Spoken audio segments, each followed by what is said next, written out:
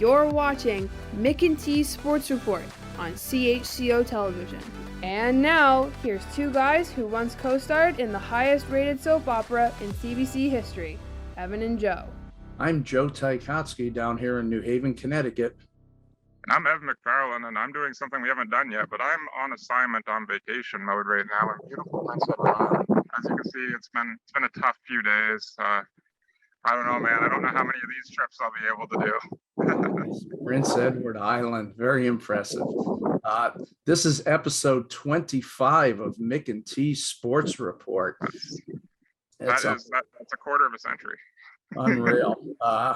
As Amelia mentioned in the opening intro, we once co-starred in the highest rated soap opera in CBC history. It was if you don't remember, it was a cheap spinoff of The Young and the Restless. And we starred as two RCMPs. You were the wide-eyed rookie, and I was the grizzly veteran, I believe. It was fun times. That previous life, man. I prefer this lifestyle now. But more importantly, this is the last show of our second year on the air.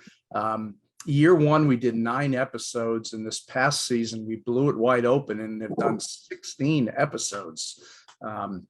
So as long as they give us the go-ahead, our next episode will start our 3rd season, and it'll be the anniversary show, complete with memories, some special guests, and cash prizes. And, perfect. Out of your pocket, eh? Yeah, exactly. I know it's not out of mine. Yeah, let's get going on something that we had to cut out on Love the Leaf. We had to cut it out last time for time purposes. What's her name? Leah Hextall. She talked about playing shinny and ringette growing up. I had no idea what the hell she was talking about, but I just nodded like a good host. So why don't you tell us what shinny and ringette are?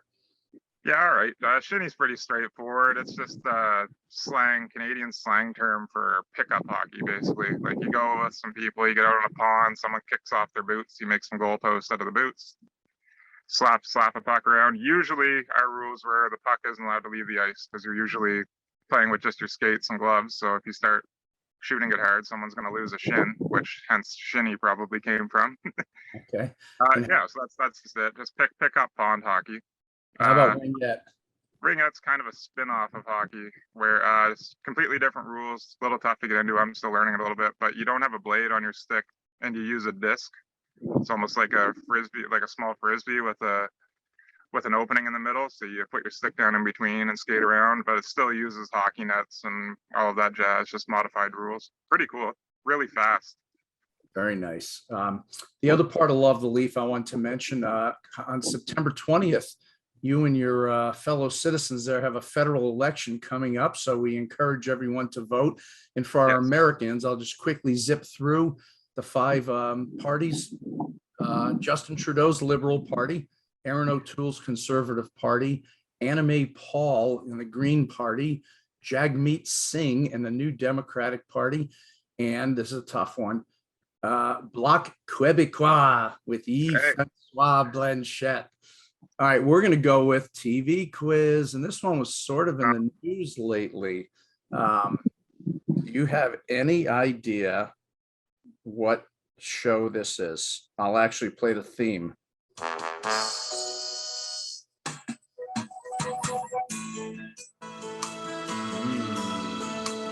Who can turn the world on with her smile? No, I want to say Golden Girls, but I don't think it is. But I can't tell the picture if it's Betty White or not. You are right. It is Betty White. And suddenly make it all seem worthwhile. I'll give you partial credit. It is the Mary Tyler Moore Show. Okay, yeah. There's Mary down low. All right.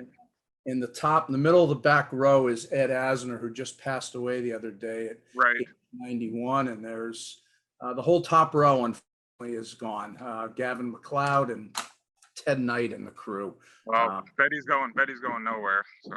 Oh man, she's unbelievable. But all right, let's so not bad. You get, like I said, I don't expect you to get all these because these are going on 50 years. So I don't know if I would know shows from 50 years ago, but I'll give you part credit. I'll take, if I keep stockpiling these half points, eventually I'm going to have a full one. So I like that.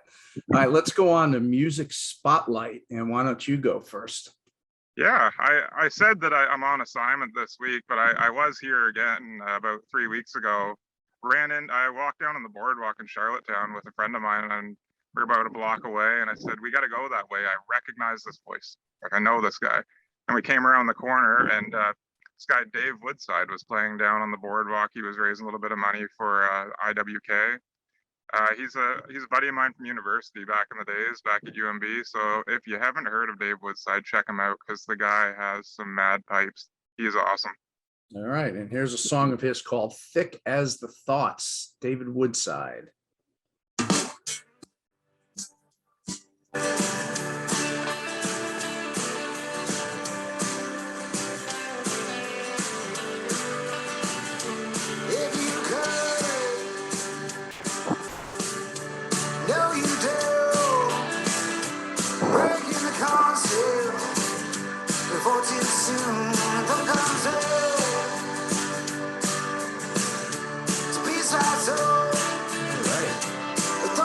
Good stuff, David Woodside. Yeah, he's great.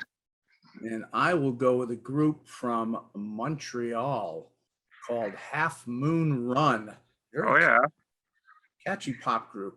And this song I absolutely love. It's called Favorite Boy, Half Moon Run.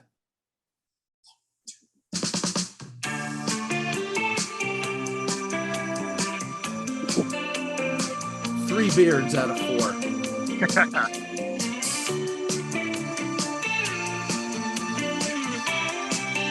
You look like the fourth member. Well, I heard you've got that show tonight. Don't you know that I wanna be there?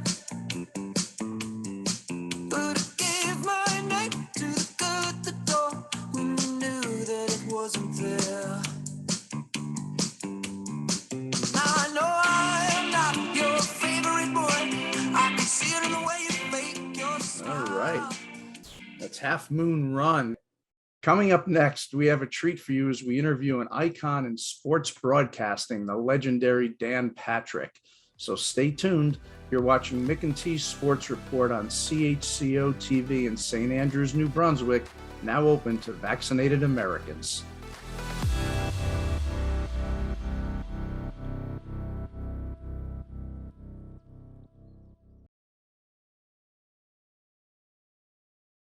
Welcome back to Mick and T's Sports Report on CHCO-TV.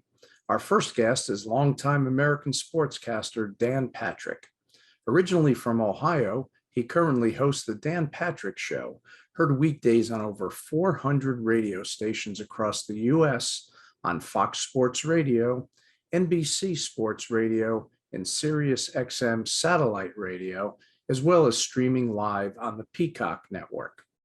He has previously hosted NBC's Football Night in America and is perhaps best known for his 18-year career at ESPN, where he anchored the nightly Sports Center. We hope you'll enjoy the first of our special two-part interview with Dan Patrick. Dan, welcome to the show. Thank you, guys. The list of people who've hosted ESPN Sports Center reads like a who's who and includes Greg Gumbel, Robin Roberts, Mike Tirico, Chris Berman, and currently Scott Van Pelt. You anchored the show for over 15 years when it truly was must-see TV for sports fans. At the time, did you and Keith Olbermann realize how big a part of the American sports scene you were becoming? I think we did, but it was kind of in a begrudging manner because management didn't want us to get, our heads too big. And because here in Bristol, Connecticut, it's not like it's New York or LA where you're seeing people. We just did Sports Center and then we went home. There was no fanfare. There was nobody waiting outside to get an autograph. And it was nothing. You were sort of isolated. And I think at the time we would start to hear things from other people. And we realized that, we were having a little bit of an impact, or, we were in a lot more homes than we thought. Let's put it that way. Yeah. None of those groupies in Southington pounding on the doors in Bristol? Not to my knowledge. Whenever I left the building, I usually left. I didn't need a police escort. Evan, you have a question? Yeah, Dan, there were over about 400 of those This Is Sports Center commercials shown throughout the years, and they were absolutely hilarious. How many of them do you think you were in, and which one was your overall favorite? I don't know how many I was in because we would still have to do our regular shift. We'd have to do our show. We'd have to still put in 8 to 10 hours. You would go in early in the morning and you would shoot these commercials because the athlete who was going to be in the commercial would be there. And you would do that. And then you would either go home or you would get ready to start your day. And I would be there usually till midnight. There are days when you get in at 8 or 9 in the morning to shoot a commercial, and then you'd be working until midnight. But probably when Grant Hill is playing the piano in the lobby and I come out from doing a Sports Center show and Grant Hill can sense that I'm a little down because I didn't have a great show, and then he's playing the piano in the lobby at midnight, and then I put $1 in the jar and tip him. Because at the time, we couldn't get athletes who were going to do it because they weren't getting paid. You had to go to Bristol, Connecticut, and you didn't get paid. Nobody's signing up for that. And I reached out to Jason Kidd and Grant Hill, and because it was my idea to go to management and say, can we have an ad campaign that promotes Sports Center? Because they had ad campaigns for all these other shows. And so I think the responsibility fell upon me to, okay, you want it. We need some athletes to come in here and do it for nothing. And we'll give them like a $2,000 donation to charity. And I reached out to Grant Hill and Jason Kidd, and they both decided to do it. And once those commercials aired, we never worried about getting an athlete again, because athletes or their agents, PR people would call up and say, when do I get my commercial? So I would say Grant Hill because of the importance of that, what it meant to the actual campaign. Yeah, cool. Nice. My favorite non-Dan commercial was, of course, "Follow Me to Freedom." Yeah. Oh, everyone loves that one. Charlie Steiner, yeah, Y2K. And I remember shooting that. And it was just, it looked like a movie set because, you had Charlie with makeup on and a bandana, and he's yelling, that's the end of the world. And yeah, he says he still gets people who say, "Follow me to freedom, Charlie." I think the Yukon Husky got trampled in all the uproar of that commercial. We always had a mascot in there. The Syracuse Orange took a beating occasionally, but you'd have some, the Michigan Sparty would be in there. There'd be times when you'd go to work and you go, wait, is that? And it could be anybody from Evander Holyfield to Gordie Howe, George Murison. You just go, who is that? Sometimes you'll see somebody and go, boy, that looks like, but in those cases, it was that person. It didn't look like. The wrestlers came in, I remember. And, so there was always something going on at that period at Sports Center. Nice. Now, in 2007, you left ESPN of your own accord, arguably at the height of your career. What were your main reasons for leaving? Oh, I think that I had kind of gotten bored with doing Sports Center, and I just didn't want to do it and go through the motions. That there should have been somebody in there younger who was, starting their careers. And I just didn't want to, I didn't want to just sit in there and do Sports Center, which I could have done, for another 15 years. But I wanted to try something different. And I think to be able to do it on your own, when you get out from underneath those 4 letters, I mean, you're truly on your own. And I realized that quickly, but it's far more rewarding because it's not ESPN. ESPN got credit for everything.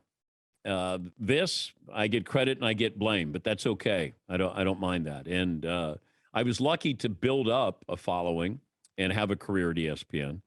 And that helped pave the way for, this kind of second act in my career. Evan, you have another question?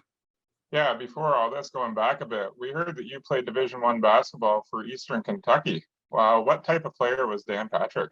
Well, the older I get, the better I was, because I didn't get to play very much, playing on the junior varsity team. I was a gunner. I was mad at the world because this coach, for some reason, didn't understand my greatness And I was just, every time I was on the floor, I just wanted to shoot. And I remember taking 25 shots in a game. And I had never come close to taking 25 shots in a game, even in high school. And I thought, this is awesome. Like, it felt like I could have stayed there for 10 years and just played junior varsity basketball. The varsity wasn't any good, which made it even worse that I wasn't good enough to play on a team that wasn't any good. But, it was fun. I had fun playing basketball. And then after that, after 2 years, I realized the coach didn't like me, and it was time to start thinking about a career. And that's when I transferred to the University of Dayton, and that's where I started my radio career. But I'm glad that I got basketball out of my system. It humbled me, and I was able to truly concentrate on what I was going to do with my life. That's great. Before we go to a break, Evan told me not to do this, but I said, if I get Dan Patrick on, I've got to give it a shot. I do a pretty mean Marv Albert imitation, I've been told. Not quite Chris Elliott level, but I'm going to give you a little 10-second Dan Patrick by Marv Albert. Okay. You ready? Yep. Young Dan Patrick heads to the charity stripe looking for his 19th point of the evening, and the Garden crowd is giving him the business. Bounces the ball twice, 3 times, and releases. Yes, another point for Dan Patrick. No, yeah, no. What do you think? You have a day job, right? That's good. That's Thank good. you. Yeah. Thank you. Yeah. Hey, up maybe, in Canada. Maybe you're closer to sounding like his son Kenny Albert than you are Marv Albert. I'll take that. Yeah. Don't encourage this. Dan has been kind enough to give us a little more time to chat, and we're going to use that on next month's episode, which will also be our 2nd anniversary show, where we'll continue the discussion with Dan Patrick.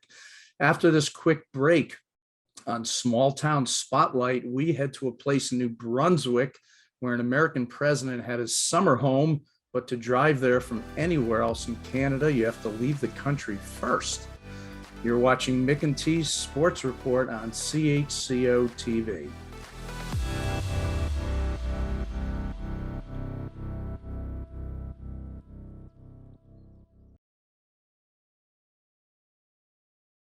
It's time for another edition of Small Town Spotlight here on CHCO-TV. Since CHCO is available on Bell Satellite throughout Canada, you can watch our show on Mondays, Wednesdays, and Friday nights if you live in Churchill, Manitoba, Linkletter, Prince Edward Island, or Westville, Nova Scotia. No relation to the Westville section of New Haven where I grew up. And as always, you can watch the show on CHCO-TV's YouTube channel, where we hope you'll subscribe.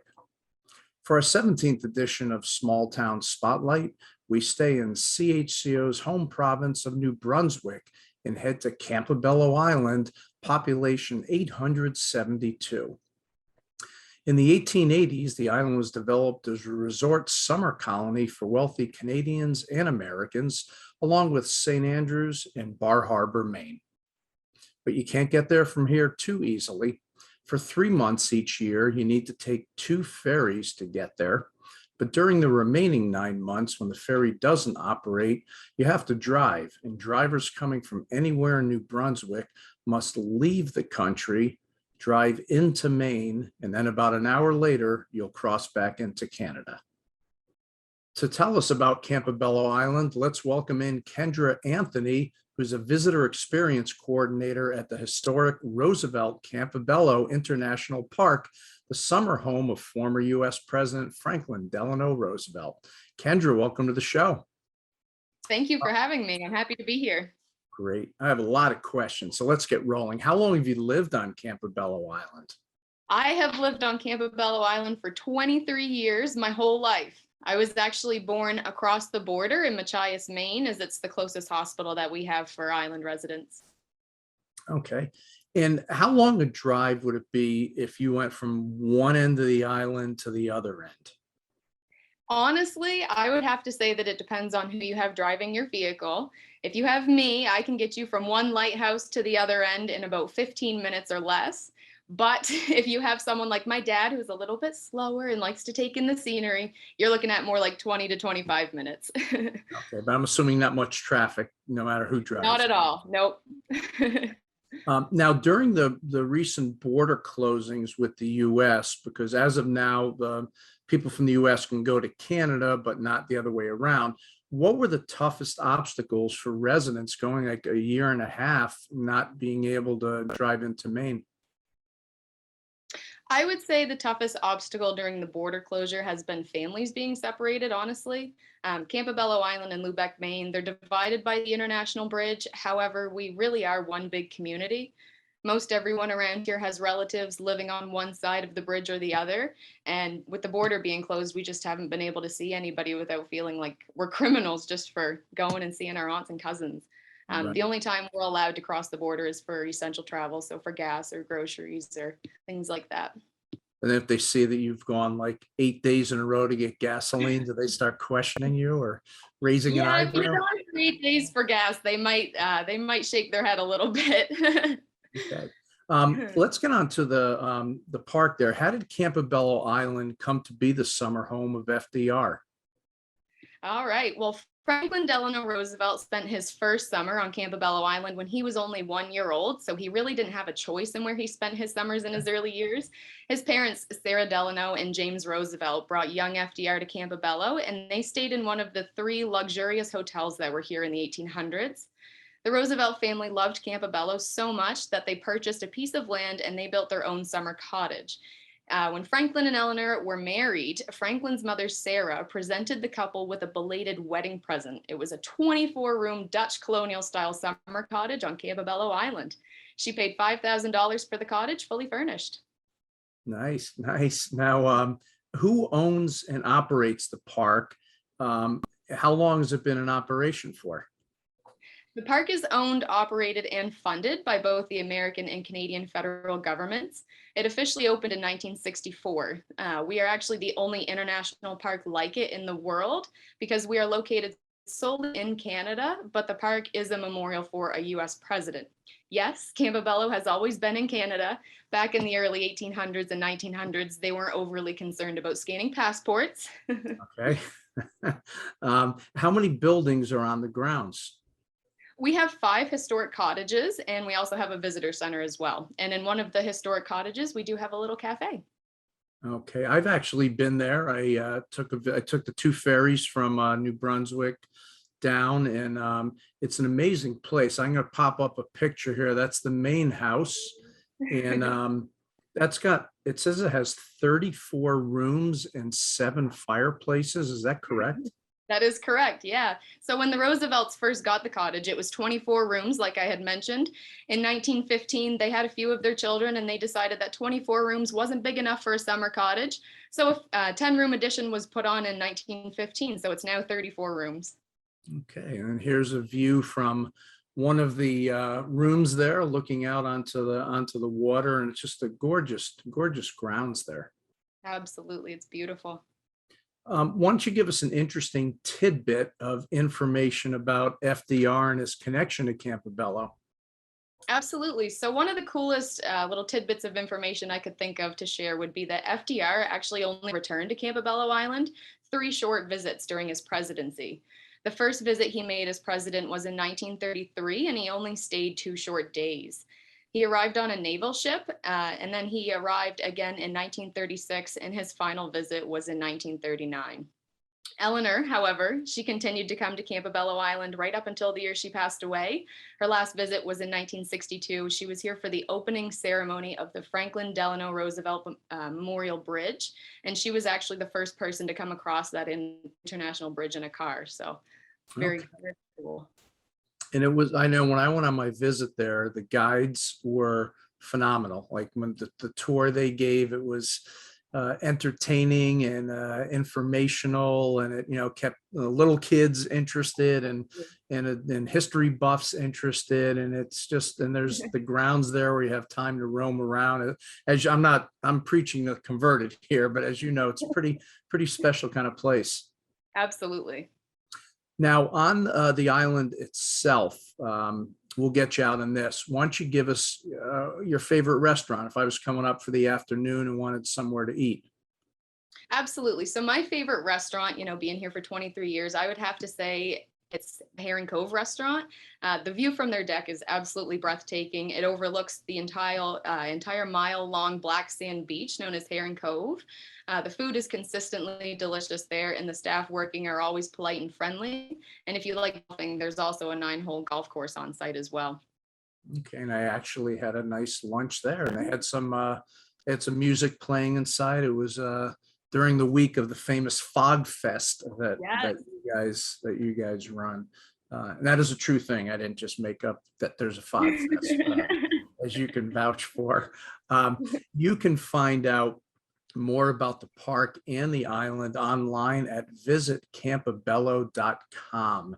And Kendra, as I tell all of our small town spotlight guests, if you and your family ever make a trip down this way to Boston or New York, stop halfway between Connecticut, and I will treat you to some of New Haven's world famous thin crust pizza. Oh, I'll definitely take you up on that offer. Great. She is Kendra Anthony, lifelong resident of Campobello Island, New Brunswick. Kendra, thanks so much for being on the show. Oh, not a problem. Thank you so much for having me. Just another dandy banger of a t-shirt, Joe. Where are these coming from? Well, that one, it's from a place in Chicago called Peace Pizza, Piece. And a friend of mine, Billy Jacobs, owns it. It's a thin crust New Haven pizza in a land of thick crust Chicago deep dish pizza. And his place is amazing. It's a brew pub, thin crust piece, and it's good. So that was that. Interesting interview there with the Campobello Island woman. And I'm sure you've had more trips to Campobello than you can remember. On one of the future episodes, I'll tell you my one time to Campobello for a basketball game where it was pitch black and I couldn't find my way off the island. It was good stuff. Good stuff. Usually they chase me with pitchforks, so I get off there pretty quick. How about that damn Patrick? Was he amazing? It's unreal. We're setting the bar a little high. You're right. He just recently got inducted into the Radio Hall of Fame. I believe it. Let's go right into the shout outs. Who do you have? This is going to be my honest effort at a plug to try to get 2 people to move back home. I just had a chance to hang out with my good friend Adam Bartlett and his wife Alia last week. They were visiting from Calgary for their daughter's baptism. So I had a lot of fun with you guys, and I think it'd be a lot more fun if you moved back this way. So good to see you. Yeah, Calgary. Oh, they got the Rough Riders, and that's about it. All right, I'll give a shout out to Jennifer Rosati, who played for our AAU club back as a high school player, went on to become an All-American at UConn, and she was one of the assistant coaches on the U.S. women's gold medal winning basketball team in the Tokyo Olympics.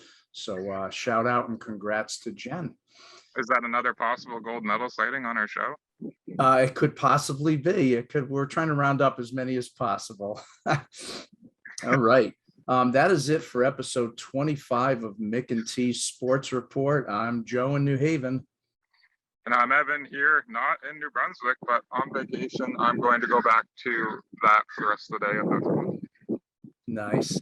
We're jealous. Thanks to CHCO-TV station manager Patrick Watt and editor Florence Henderson Mitchell. Is that someone humming the Brady Bunch theme song in the background? At any rate, we thank them for producing and editing a show that is in negotiations to be shown on community television next year in the Czech Republic. I'm not sure how that happened, but so we'll have to brush up on some new languages. All right, perfect. Now that we've once again come to the end of another show, that means it's time for our closing catchphrase.